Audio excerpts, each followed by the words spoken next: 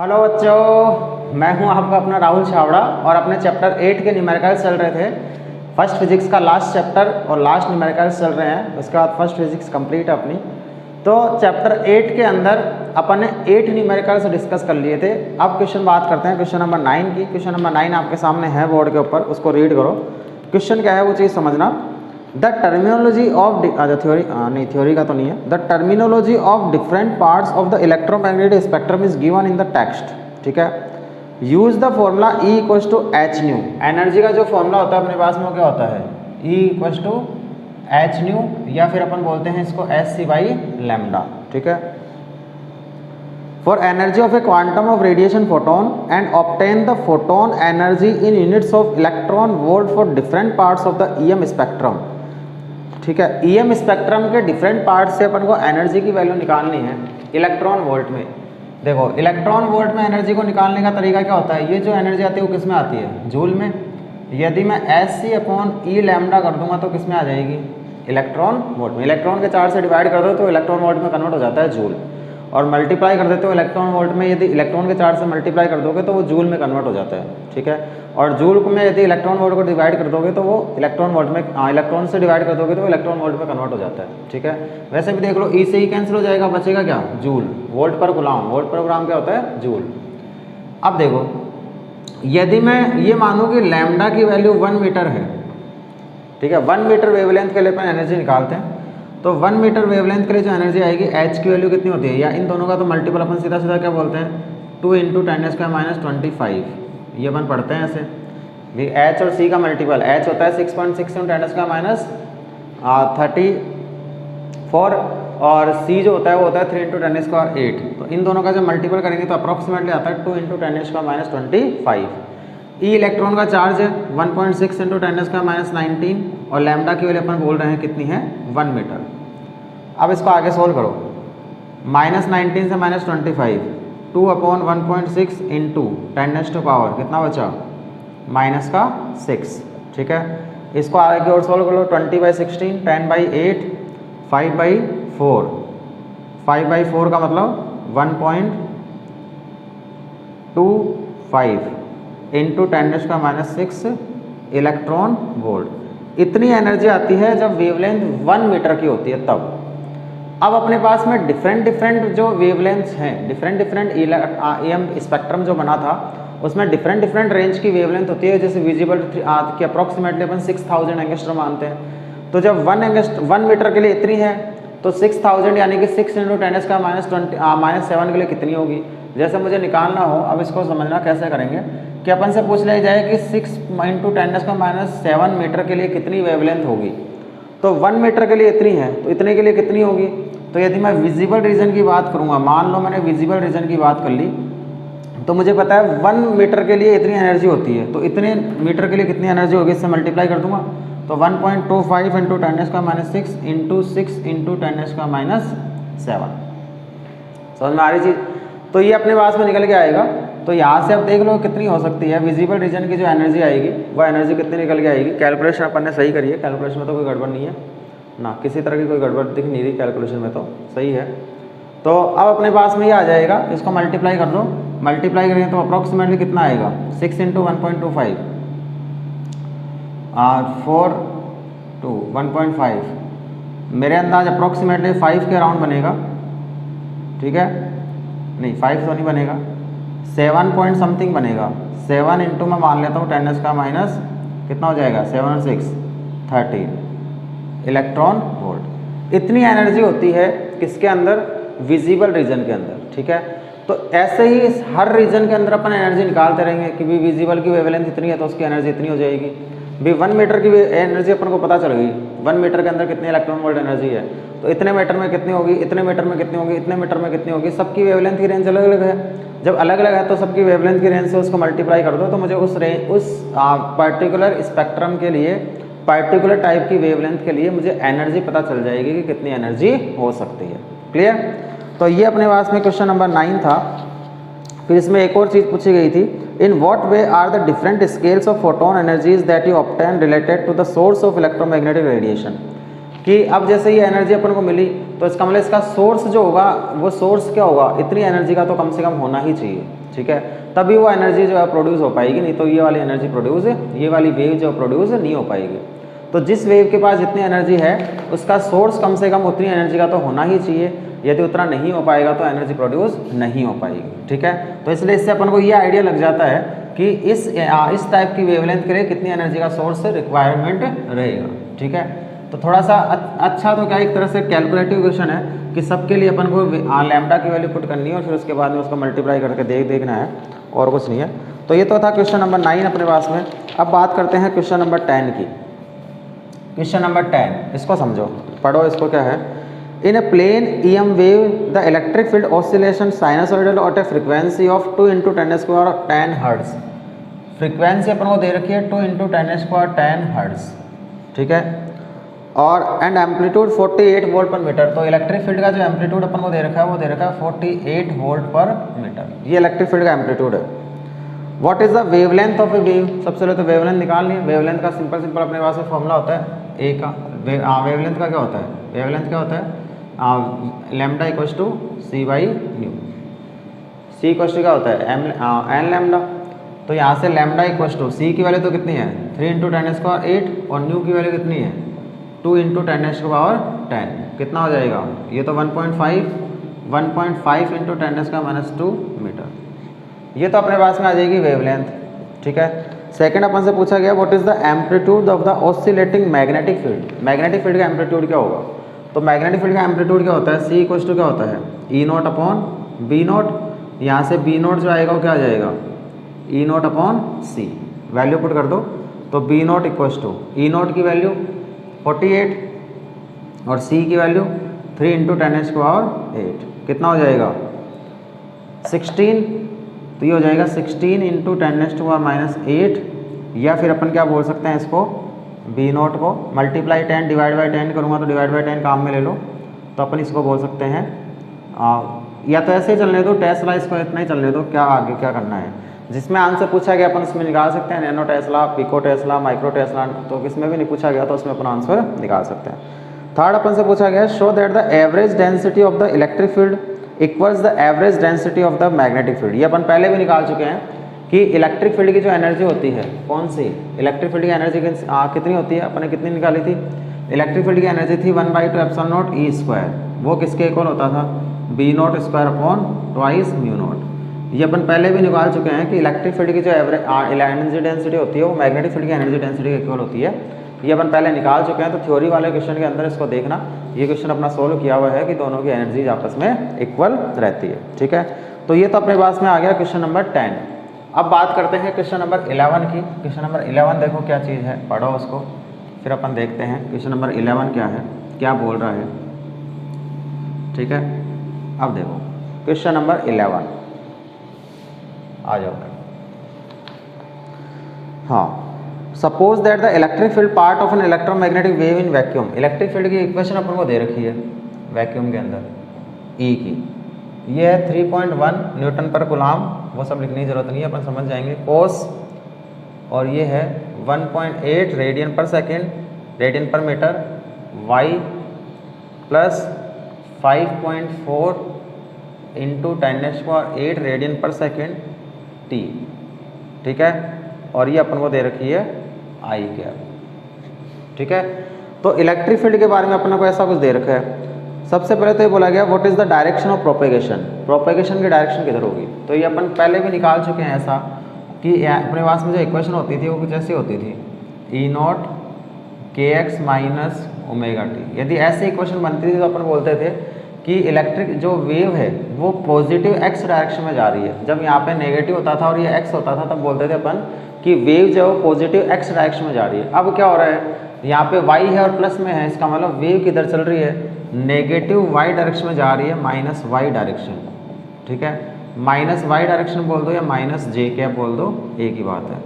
तो वेव जो चल रही है वो माइनस की y डायरेक्शन में चल रही है, ठीक है। नंबर सेकेंड इसमें पूछा गया है what is the wavelength, lambda की वैल्यू क्या होगी। तो लैम्डा की वैल्यू कैसे निकालोगे, इससे कंपेयर कर लो, इससे कंपेयर करेंगे तो k किसके इक्वल आएगा, k आएगा 1.8 के इक्वल आ जाएगा। तो k जब 1.8 के इक्वल आता है तो k किसके इक्वल होता है 2 पाई बाई लैम्डा। तो यहाँ से लैम्डा किसके इक्वल आ जाएगा 2 पाई अपॉन 1.8 यानी कि पाई अपॉन 0.9 मीटर। ठीक है, ये अपने पास में वेवलेंथ निकल के आएगी। आगे कैलकुलेशन है पाई के लिए 3.14 पुट करके उसको आगे सोल्व किया जा सकता है। ठीक है, तो इसको जब सोल्व करेंगे तो मैं बता देता हूँ कितना आएगा। ये आएगा 3.5 मीटर। ठीक है, ये आ जाएगा लैम्डा जो आएगा वो आ जाएगा 3.5 मीटर। ये लैम्डा की वैल्यू निकल के आएगी। थर्ड पूछा गया what is the frequency, new की वैल्यू क्या होगी।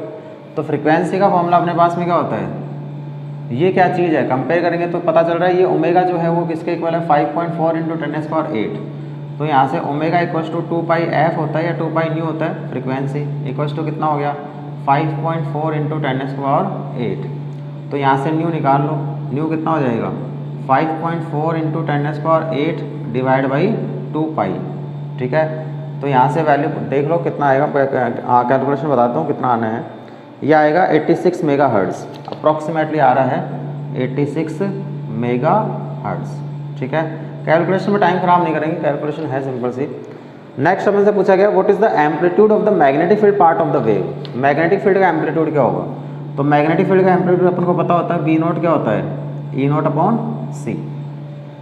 ये होता है बी सी इक्वल टू क्या होता है ई बाई बी।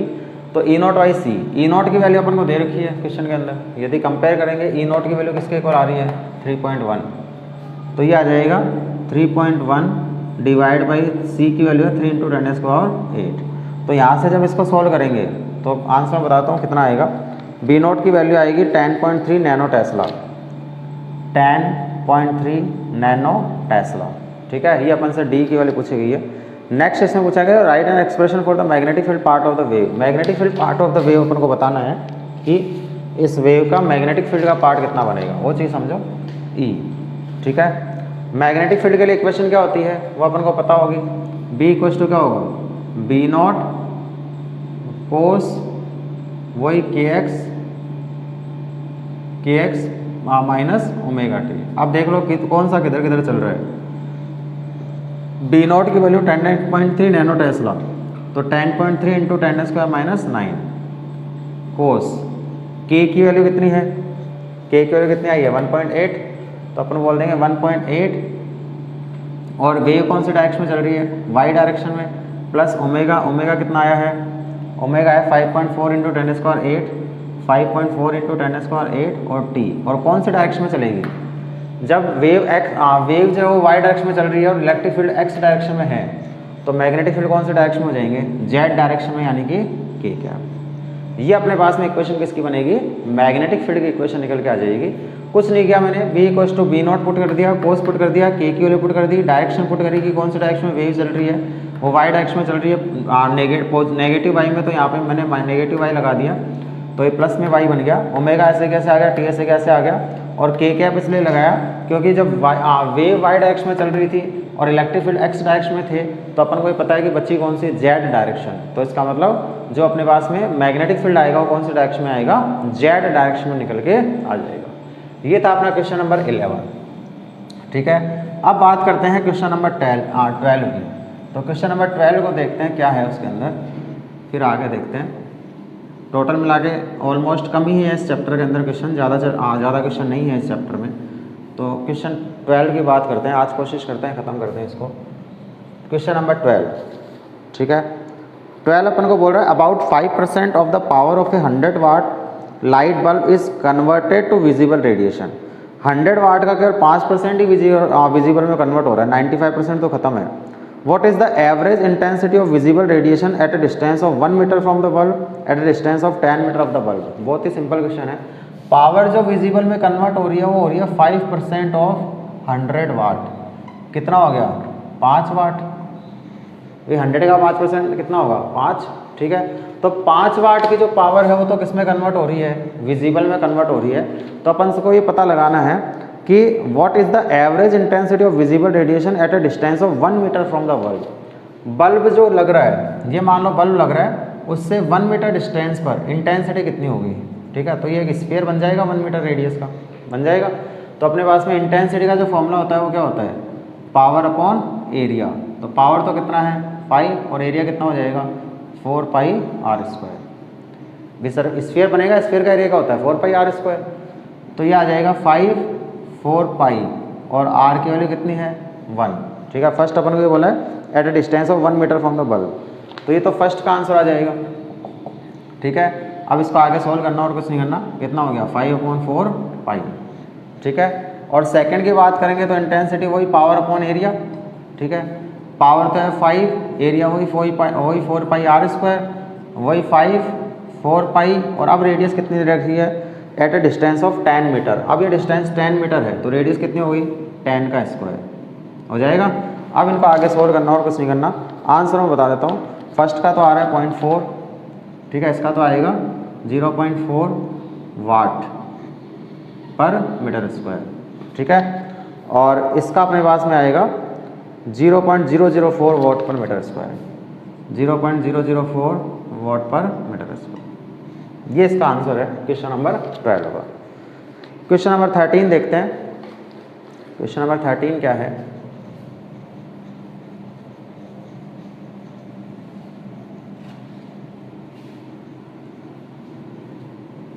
तब तक पढ़ो क्वेश्चन को क्या लिखा गया है बोर्ड के ऊपर। क्वेश्चन नंबर 13 देखो क्या है, use the formula lambda M T equals to 0.29 centimetre kelvin. Lambda M T equals to 0.29 centimetre kelvin, यानी कि मैं बोल दूंगा lambda M T equals to 0.29 into 10⁻²⁻² metre kelvin. ठीक है, to obtain the characteristic temperature range for different parts of the EM spectrum, what do the number that you obtain tell you.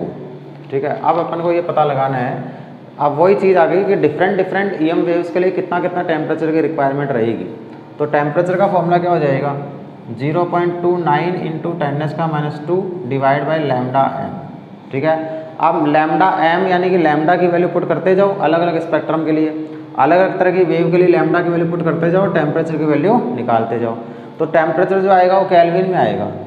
ठीक है, तो अब इससे पता चल जाएगा कि कौन सी तरह की वेव को बनाने के लिए कितने टेम्परेचर की रिक्वायरमेंट रहती है। ठीक है, बस अपन को वही पता लगाना है कि मैं जैसे विजिबल की बात करूँगा तो यहाँ 6000 एंगस्ट्रम यानी कि 6 × 10⁻7 पुट कर दूंगा, कैलकुलेशन कर लूँगा और पता लगा लूँगा कि कितने टेम्परेचर की रिक्वायरमेंट रहेगी। तो टेम्परेचर अपन को क्या बताएगा, नेक्स्ट क्वेश्चन इसका यही था, तो टेम्परेचर बताएगा कि कौन सी वेव को बनाने के लिए मुझे कितने टेम्परेचर की रिक्वायरमेंट रहती है, कितने टेम्परेचर पे कौन सी वेव जनरेट होती है।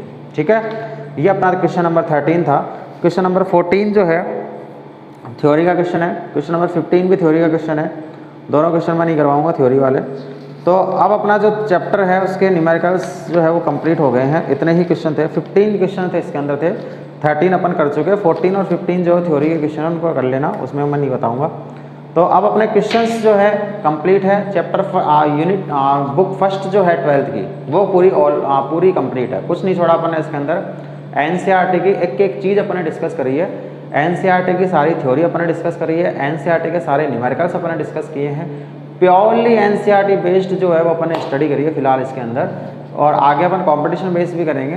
प्योरली NCERT बेस्ड इसलिए करिए कि वो NCERT अब सब NCERT के लिए भी काम आ जाएगा, यानी बोर्ड लेवल के लिए भी है और साथ के साथ वो NIT और IIT लेवल के लिए भी है। तो क्योंकि NCERT से ही पेपर उठता है, आजकल सबको पता है कि NIT का पेपर पूरा NCERT बेस्ड आता है, तो इसलिए अपन ने NCERT से ही पूरा सब कुछ पढ़ा है, तो NCERT की ही स्टडी करी है। ठीक है, इसलिए प्रॉपर तरीके से अपन ने पूरा हर चैप्टर जो है वो सारे से पढ़ लिए हैं, हर एक चैप्टर के प्रॉपर नोट्स भी हैं और वो नोट्स हैं, और साथ में हर एक चैप्टर के हर एक टॉपिक अपन ने ढंग से डिस्कस किया है। हर वीडियो चैप्टर वाइज प्लेलिस्ट के अंदर आपको मिल जाएगा, चैप्टर 1 के जितने वीडियो प्लेलिस्ट में मिलेंगे, लेक्चर 1, लेक्चर 2, लेक्चर 3 इस तरह से नाम से, और ऐसे ही चैप्टर 2 के मिल जाएंगे, लेक्चर 1, लेक्चर 2, लेक्चर 3 इस तरह से। ऐसे ही अपन ने 1 करके टोटल मिला के 8 चैप्टर्स के बने हुए हैं वीडियो। तो जिसको भी यदि वीडियो देखने हैं तो अपनी मेरी चैनल की प्लेलिस्ट पे जाना, और प्लेलिस्ट पे हर चैप्टर के एक अलग से फोल्डर बना हुआ है और हर चैप्टर के उसके अंदर अलग से वीडियोस बने हुए हैं, कोई मिक्स नहीं है। ऐसा नहीं कि पहला चल रहा है, 5वां चल रहा है, 7वां चल रहा है, ऐसा नहीं है। प्लेलिस्ट के अंदर आपको मिलेगा, प्लेलिस्ट के अंदर हर एक वीडियो जो है या हर एक चैप्टर जो है उसका एक अलग से फोल्डर बना हुआ है और उसके अंदर ही वो वीडियो है। ठीक है, इसलिए कहीं कोई कन्फ्यूजन नहीं है, आप चैप्टर बाई चैप्टर भी स्टडी कर सकते हो। आपको 3rd चैप्टर करना है तो 3rd चैप्टर का फोल्डर खोलो, उसमें पूरा 3rd चैप्टर ही मिलेगा। ठीक है, और सेकंड चैप्टर का स्टडी करनी है तो सेकंड चैप्टर का फोल्डर खोलो, उसमें सेकंड चैप्टर ही मिलेगा। सेकंड चैप्टर में भी मान लो तुम्हें कैपेसिटर के बारे में स्टडी करनी है तो कैपेसिटर का लेक्चर नंबर देख लो कौन सा है, उसमें कैपेसिटर के बारे में पूरी स्टडी मिल जाएगी। तो ऐसे अपने पूरा सिस्टमेटिक तरीके से काम चल रहा है, अभी तक कोई मिक्सिंग नहीं है किसी भी चीज़ के अंदर, कोई कॉम्प्लिकेटेड नहीं है चीज़ों को। ईजी वे में अपने सारी चीज़ें अभी तक प्रिपेयर कर रखी है और सारी चीज़ें यूट्यूब पे अपलोड भी है ईजी वे में, इसलिए कोई ऐसी टेंशन वाली बात नहीं है, कोई दिक्कत वाली बात नहीं है। जिसको सिस्टमेटिक तरीके से स्टडी करनी है वो अपनी सिस्टमेटिक तरीके से स्टडी कर सकता है। बस हो सकता है कि हो तो क्या सकता है, ऐसा है कि जब स्टडी करो देख लेना लेक्चर 1 है, लेक्चर 2 है, लेक्चर 3 है, लेक्चर 4 है, सब में सीक्वेंस दे रखा है। लेक्चर 1 जरूरी नहीं है कि लेक्चर 1 सबसे नीचे ही मिले, हो सकता है कि वो जब अपलोड हुआ होगा तो ऊपर नीचे हो गया होगा। तो लेक्चर 1, लेक्चर 2, लेक्चर 3 वही फर्स्ट चैप्टर के अंदर ही है, सेकंड से तो वो सारी चीज़ें सही तरीके से चीज़ें चल रही है। तो उसमें ये देख लेना फर्स्ट स्टडी स्टार्ट करनी है लेक्चर 1 से, लेक्चर 1, लेक्चर 2, लेक्चर 3, लेक्चर 4, ऐसे ही फर्स्ट चैप्टर के अंदर से 24 वीडियोज़ है तो 1 to 24 आ गए फर्स्ट चैप्टर के ख़त्म। फिर सेकंड चैप्टर का वीडियो फोल्डर खोलना और उसमें फिर से मिलेंगे लेक्चर 1, लेक्चर 2, लेक्चर 3, लेक्चर 4 इस तरह से। तो सेकंड चैप्टर में वो लेक्चर 1 से ही स्टार्ट किया है तो लेक्चर 1, लेक्चर 2, लेक्चर 3 इस तरह से चलता जाएगा। ऐसे ही थर्ड चैप्टर में लेक्चर 1, लेक्चर 2, लेक्चर 3 इस तरह से चलता जाएगा। तो ऐसे हर चैप्टर के अपन एक अलग से फोल्डर बना के उसमें लेक्चर 1, लेक्चर 2, लेक्चर 3 इस तरह से उसके अंदर डाल रखें। तो जब स्टडी करो तो उस तरह से अपन उसमें स्टडी कर सकते हैं, ठीक है। तो ये अपना चैप्टर यहाँ पे जो फर्स्ट फिजिक्स है वो भी यहाँ पे कंप्लीट हो गई है। अब आज जो है वीडियो अपलोड हो जाएगा, आज थर्सडे है, अब फ्राइडे, सैटरडे, संडे 3 दिन ऑफ रहेगा। उसके बाद में मंडे से अपनी सेकंड फिजिक्स जो है रे ऑप्टिक्स वहाँ से शुरुआत करेंगे।